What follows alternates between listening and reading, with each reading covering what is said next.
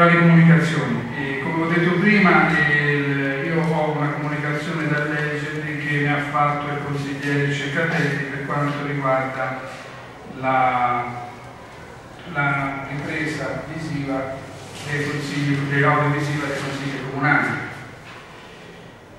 Niente, ora vediamo se riesco a trovare.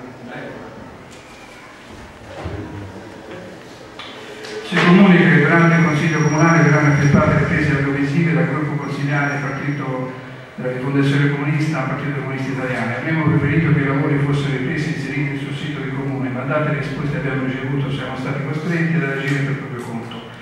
Consideriamo assurdo che un'amministrazione che utilizza apparecchiature di videosorveglianza spazio al territorio ponga obiezione alla ripresa un'assemblea pubblica come il Consiglio Comunale. I materiali verranno resi disponibili sul nostro sito o se no altri canali multimediali.